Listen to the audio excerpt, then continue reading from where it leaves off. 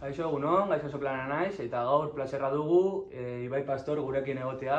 Ibai Pastor ikus-entzunezko eta kazetaritza gradu bikoitzako ikaslea. Kaixo, Sope. Galdera batzuk egingo dugu, ezagutxeapuko pixka bat. Ondo.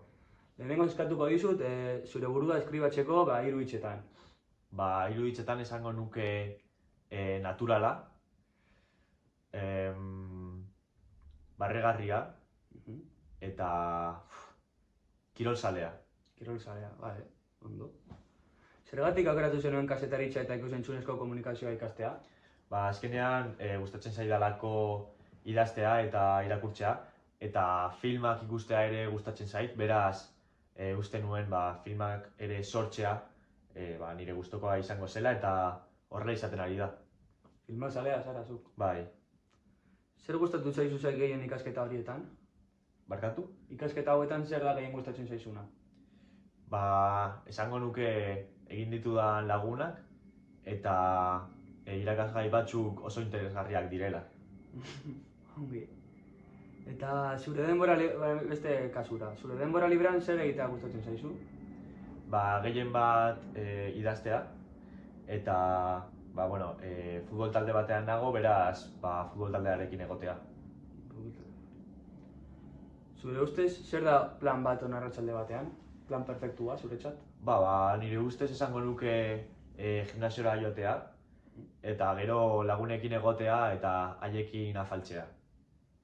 Eta bitxikeri moduan, beldur edo fobiaren bat daukazu? Esango nuke ezetz.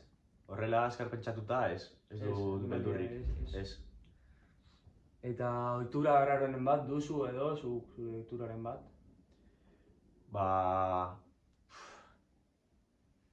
Ez. Ez? Ez. Eta normalean ze musika entzuten duzu? Niri musika asko gustatzen zait eta reggaetoia maite dut. Azkenean entzuten ari naiz Raúl Clyde edo Mark bezalako abeslariak eta asko gustoko ditut. Zer tokitan bizi nahiko zenuke urte betez? Urte betez? Bakarrik urte bat, munduko edozein herrinkoan. Galdera ona.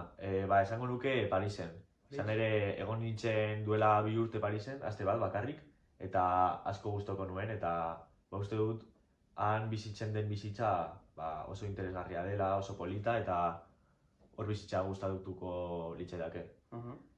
Eta zein pertsona ospetsurekin afalduko zenuke?